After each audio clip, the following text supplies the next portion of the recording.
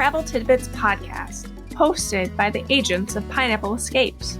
Join us as we discuss the latest in travel news, destinations, and tips for the savvy traveler. After all, travel makes life sweeter.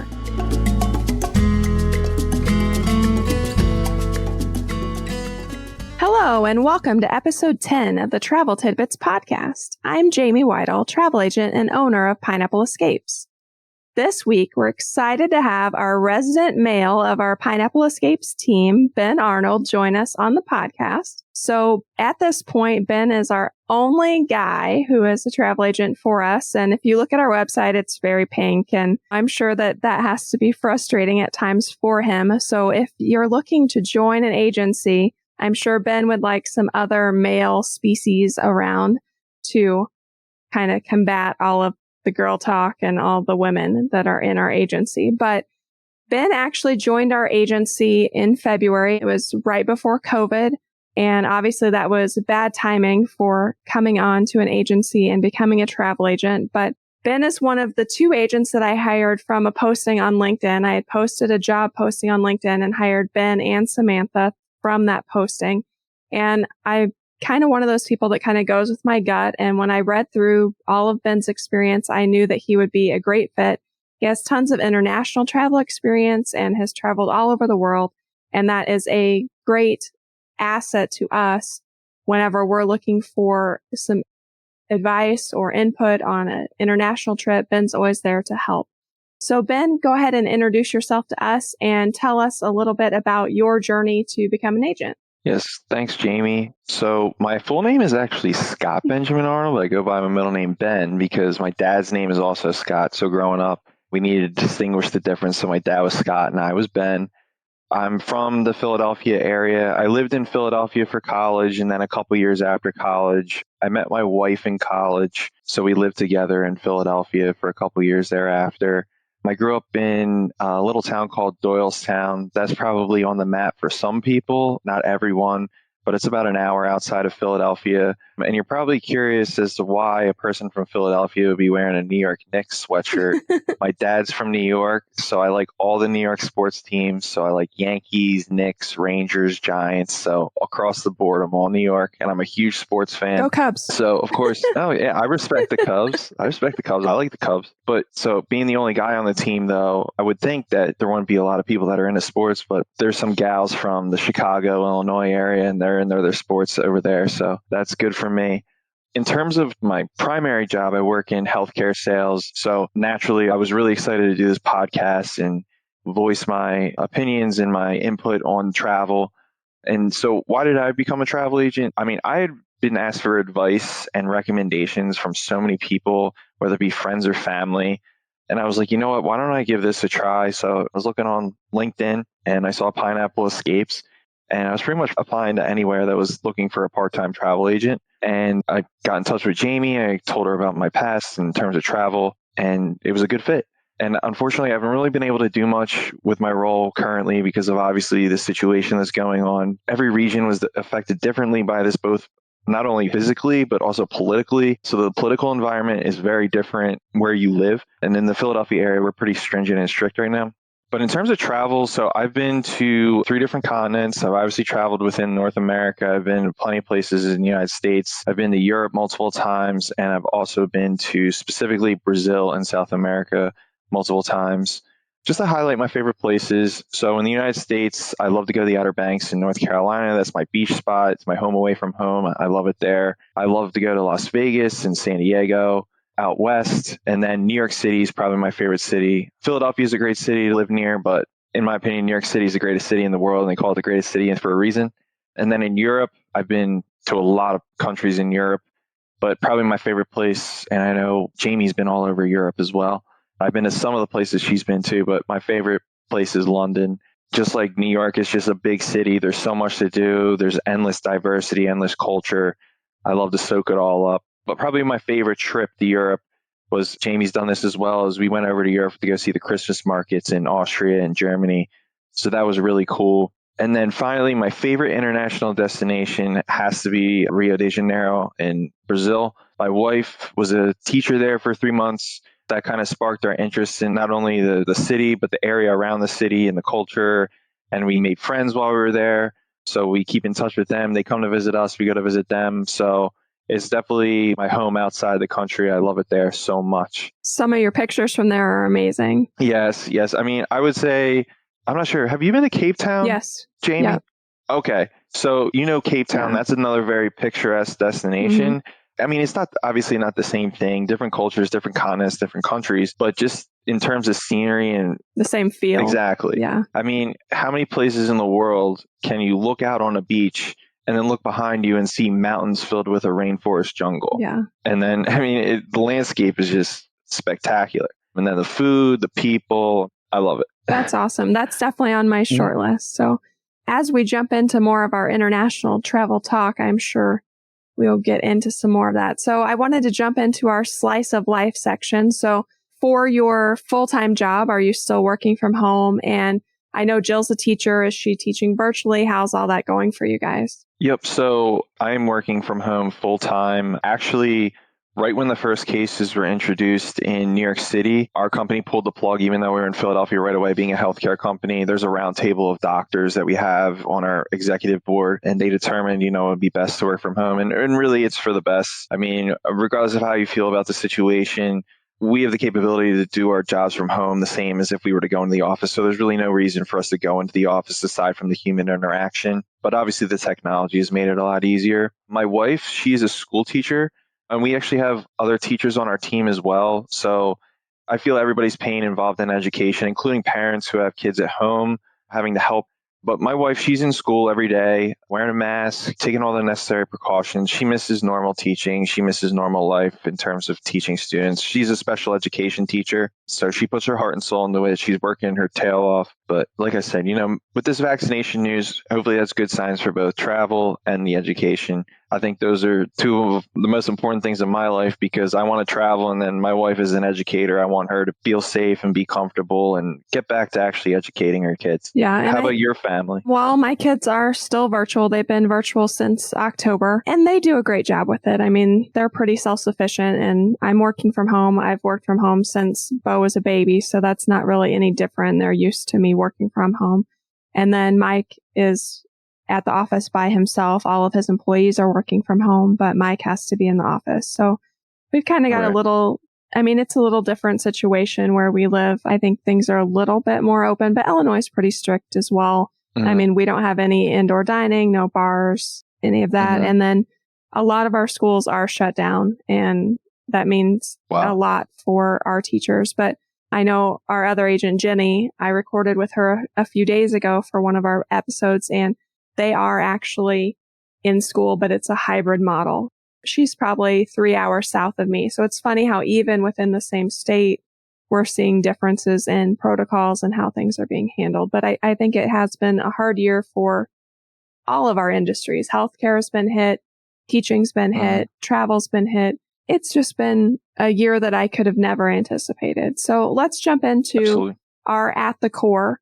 Basically, we're going to talk about international travel and COVID. So, Ben, you've told us a little bit about some of your favorite international trips, but let's go into that a little bit more.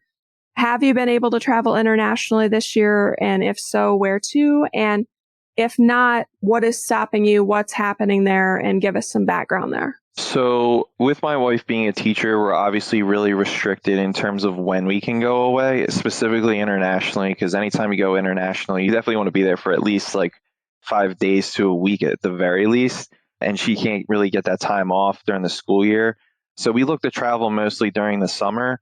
And obviously during the summer, when we were supposed to go to Europe during the summer, we were going to hit Amsterdam, Netherlands, London, UK, Lisbon, Portugal, and then we were going to do a week self-drive in Ireland. So yeah, it's postponed until this summer. With the vaccine news coming out, we're pretty optimistic that we'll be able to go. So we're looking forward to that. But I did not go anywhere internationally this year just because, one, my wife's an educator, so that's a hurdle in itself, but also the fact that dealing with the headache of making sure you have a test before you go. And then a lot of places, that wasn't even an option. You had to quarantine for 14 days upon arrival. So we just stuck to some local trips, and then we did fly a couple places in the United States, but specifically internationally, I already gave you a little bit of a background. Rio's above and beyond my favorite place. I'm just going to name off a couple things of the reasons why it's such a spectacular place. The beaches are so natural and so beautiful. White sand, blue water all year round, swimming all year round. The people are so nice. In terms of the US dollar, the exchange rate is very on our side there. So if you're looking to sit on the beach in Rio de Janeiro for the entire day, you get an umbrella, 2 chairs, let's say you get a couple drinks and then a meal out of it, you're looking at about $30 for the whole day. So that's like in our favor. So that's great. The people are so nice, so considerate, so polite. It's funny. Here in the United States, I went to college in a city, took public transportation so many times. When you're sitting on the subway, it's typical for you to find the seat that's furthest away from the person next to you. I mean, sometimes you got a crowd and stuff like that. Where in Brazil, it's within their culture, they'll actually go and sit right next to you on a bus or a subway, and they'll try and talk to you or at least be friendly to you and say hi. It's just their culture. But bringing up public transportation in Brazil and things like that, there's a lot of, I guess, negative things around going to Brazil and South America and places in Africa in regards to safety. I'll just advise this. A lot of people who are into travel have been to the major cities in the United States. It's really no different. You just need to have common sense. Like, you're not going to go walking around certain parts of American cities at 2:30 in the morning, just as you wouldn't do so in Rio de Janeiro. During the day, you're fine. As long as you stick to the safer parts of the city, just as you stick to the safer parts of our American cities, you're fine. And final point I want to make about Brazil is that it's a huge country. So I've only been to Rio de Janeiro. I've only been to the beaches and mountain areas around the city of Rio de Janeiro. But Brazil's similar to the United States, where it's vastly different culture in the northern part of Brazil as opposed to the southern part of the Brazil. Different landscapes in the western part of Brazil versus the coastline of Brazil. Different food, different kinds of people. So it's very diverse. And the next trip we go to Brazil, I think we're going to diversify a little bit and go to other places. But I've spent a lot of time on Brazil. I just want to go into my Europe experience a little bit. So I actually did a travel study, and I guess you could say, did I live in London for like 3 weeks, Jamie? I don't even know if you could say you live there, but I visited London for 3 weeks in a travel study, and it was a wonderful experience. I just love big cities. There's a lot to do, great sightseeing, history. Nowadays, London in the UK has a bad rep for the food. I remember the term back in the day was like, bring the salt and pepper when you go, but that has changed completely. If it ever was true, you can have any cuisine from anywhere in the world in London. It is truly a world city, London, all types of people. It's wonderful. And then I'm also, with me being a sports fan, I've been to London multiple times for soccer matches. So that's been wonderful. And then in terms of continental Europe, I've pretty much been to most of the main continental European countries: France, Germany, Austria, Switzerland, Spain, Portugal. Honestly, you could talk about it all day. You could say everything's your favorite because it's amazing and everything's so different. I went on a trip when I was in middle school, which was to France, Germany, Switzerland, and Austria. I did a Christmas market trip, which was Austria and Germany. And then myself and my 2 buddies had a soccer-focused trip when we went to Spain and Portugal. And we went to a live match and toured 4 different stadiums. And obviously took in all the other sites as well. But that was great. How about you, Jamie? It sounds like you have had so many really fun experiences. And I mean, I think that's the beauty of being able to see the world. And like you said, I think there is kind of a negative connotation with Africa travel, South America travel. But when you actually go, it's really not any, I mean, yes, the culture is different, but people are not going to intentionally be mean to you or rude to you. I mean, unless you're mean or rude to them, typically. And I found that to be the case. When I first decided we were going to go to Cape Town, I remember telling my husband about it, and he was a little nervous about the situation. And I'm like, really? Like, I was surprised because that's not usually his MO to begin with. And then we got there and it was amazing. I mean, it's a British colony, basically. Like, right. Everybody speaks English with a cute accent, and it was awesome. And just like you've said with Rio, the dollar conversion was amazing. Our family of 5 could go out to dinner. We could have milkshakes, alcoholic beverages, dessert. the whole shebang, and it was like $35 in US dollars. That's great. Yeah. And we can't do those kind of things here. No. So it was amazing to be able to have those experiences for such a low overall cost for us. And I think also like that kind of goes along with the whole being scared thing. Like when you go to some place like this for the first time, you are culture shocked. From the second you get there, you're like, whoa, this is so different. But in terms of your safety, I was never concerned, as I'm sure you were in Cape Town. No, we never were. I mean, we took our 3 kids with us. So obviously we were not concerned. And you pick the right places to stay. You think about the things you're doing. You use common sense, like you said. Exactly. And it was probably one, I say every trip's my favorite, like you said, but it's so hard. It's so hard, but that was truly an amazing trip and just so different from so many other things that we've done. But we've done a lot of international travel as well. I've only traveled once internationally during COVID. I went to St. Lucia with 2 of the other agents for a sandals trip, and we were basically on site at Sandals besides our transfer. So we weren't really exposed to the culture or any of those situations, but we'll get into that a little bit more in a minute. But a few of my other international trips I just wanted to highlight really quick. All of mine have been with my kids. So traveling with my 3 kiddos. And the first trip, the first time they went to Europe, the girls were 5 and Bo was 7. And we did a Disney cruise. And that was a great way to kind of like branch them into it. Right. Because my kids are kind of picky eaters. Anna only eats noodles with butter and Parmesan, which we've actually found all over the world. But it was nice to be on the Disney cruise where we were still getting on the ship at night to eat dinner. And we stayed in London for 5 nights on the front end of that. And then we visited Iceland, Sweden, Norway, and Denmark on that cruise. And so that was amazing. It was 14 nights. If I could just stop you real quick, Jamie, when you're going through these trips, can you tell me like what your favorite part about it was? Sure, absolutely. Yes. Okay. So, oh my goodness. But now I have to think about it. But for the Disney cruise, I think my favorite part was just being able to see so many different places on one trip. We were gone 21 or 22 days, but we saw so much. So we did all of London. We went out and we did the Warner Brothers Harry Potter studio tour.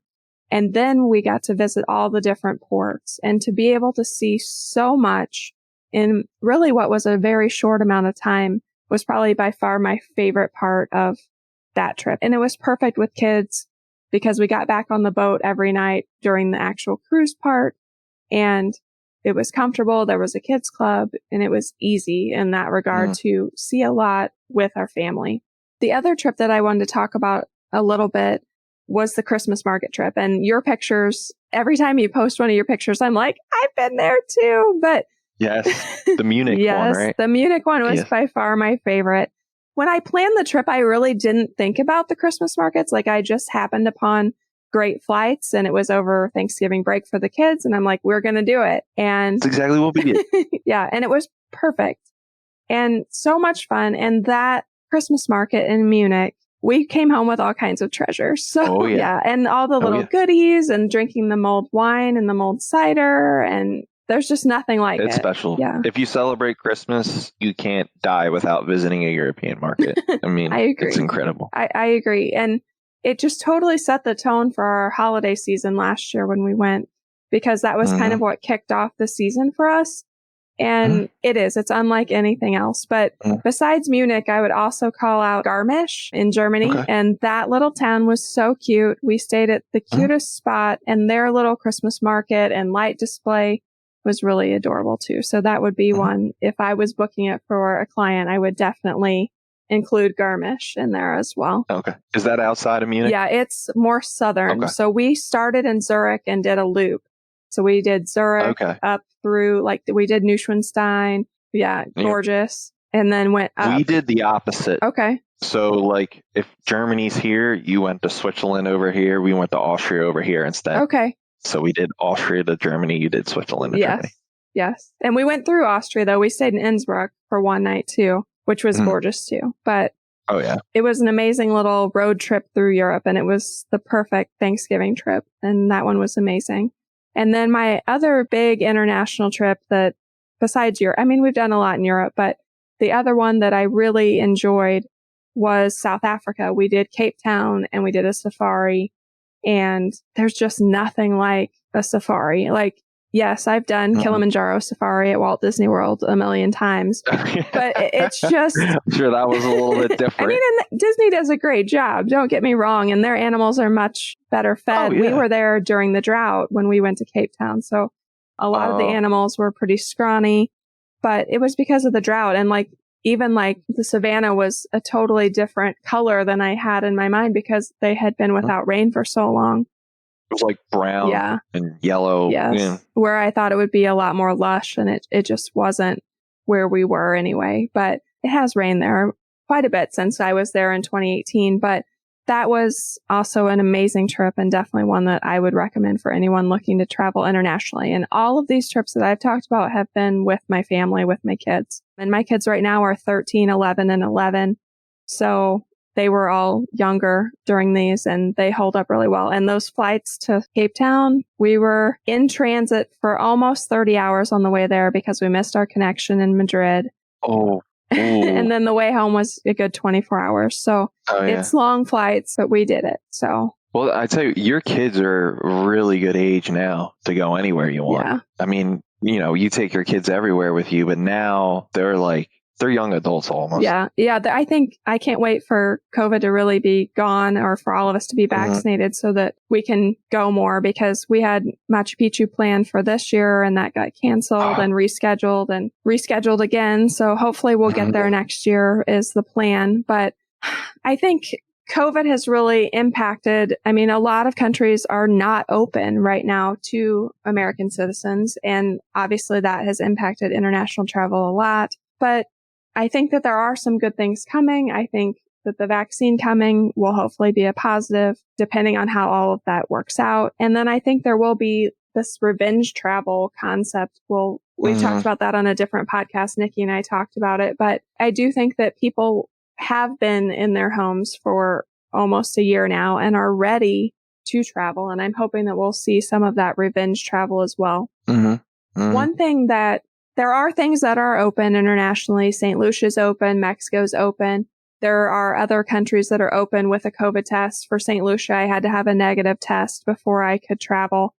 So there are some options there. And that's one thing that we're pretty good about keeping up with for everyone is those protocols. So if you reach out and book with one of us, we will help you with all of those details, be it a COVID test or if you need a vaccine or whatever the protocols are. When you're ready to travel, we're here to help you with that. Ben, what are your thoughts for 2021 travel and where are you hoping to go? So, not trying to do the hard sell here, but I do get made fun of by my wife, by the way, for how much of a geek I am when it comes to international travel, geography, history. I mean, don't get me wrong, to future clients out there, I've passed all the Disney trainings, I've passed all the Universal trainings, I have my certificates from passing, I've done the Disney Cruise Line, all that stuff, and I can book for you. But my focus is on international travel. I love the world. I want to explore every continent. I want to leave no stone unturned of going anywhere in the world.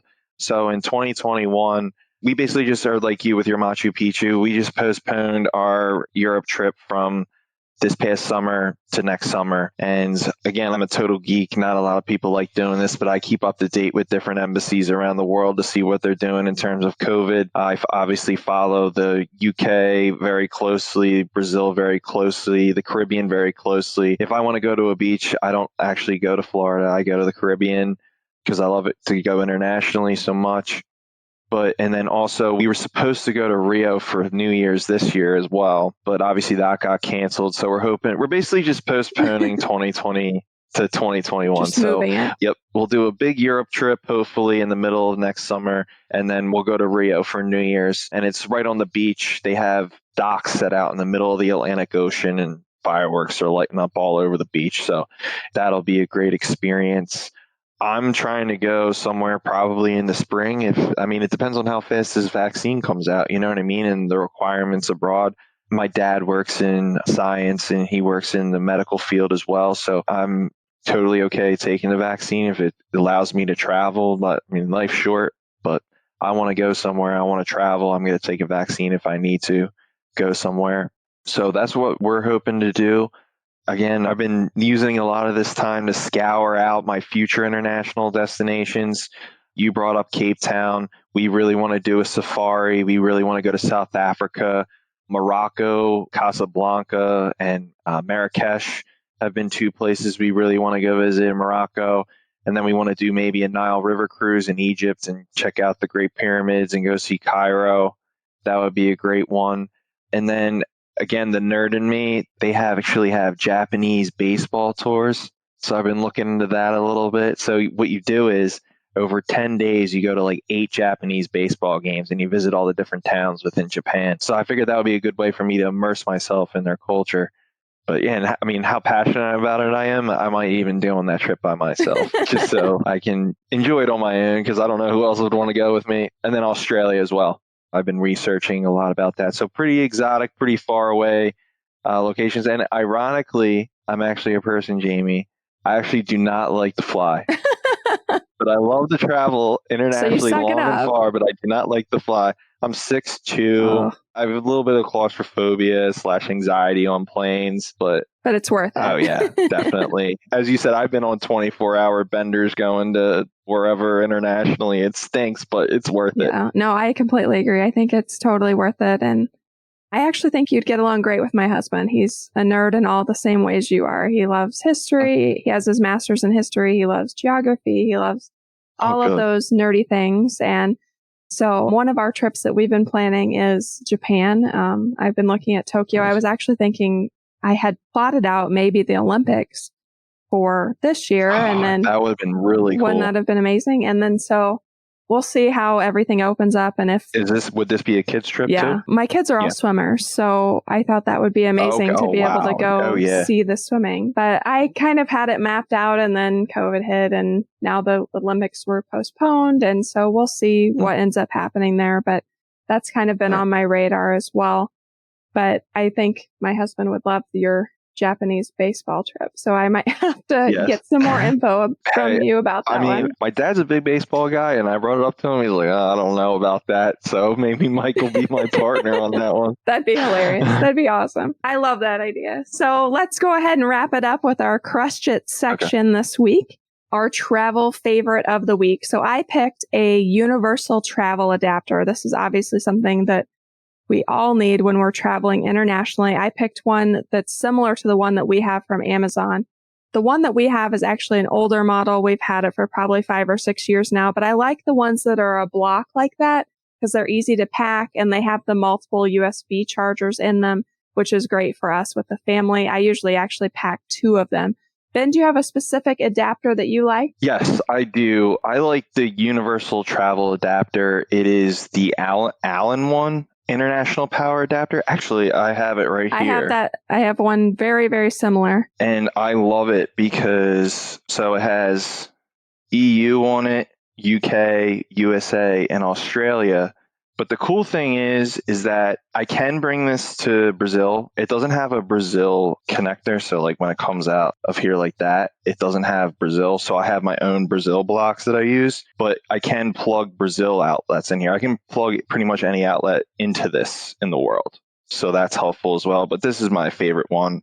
My wife and I, we've been using it probably for about since we met. So 5 years now. Okay. But it's the all-in-one. Okay. Well, you can get it on Amazon. Yeah, we'll put links to both in our show notes for the episode so that you guys can click through those. But I do think that those are definitely number one must-have for all of international travel. So anyway, to wrap us up today, thanks, Ben, for joining us today and chatting with me about international travel. Hopefully we'll have some more specific international travel episodes as we move forward with all of this. If you enjoyed this episode, we would really appreciate it if you would subscribe and leave a review. New episodes of the Travel Tidbits podcast go live each Monday, and we'd love to have you join our community. Thanks, guys, and thanks, Ben. We appreciate it. Thank you. Bye-bye. Bye-bye. We hope you've enjoyed today's episode of the Travel Tidbits podcast, hosted by Pineapple Escapes. Travel makes life sweeter. Let the experts help you plan a vacation with lasting memories. We'd love to help you plan your next vacation and have you join our community. You can find us on the web at www.pineappleescapes.com and on Facebook and Instagram at Pineapple Escapes.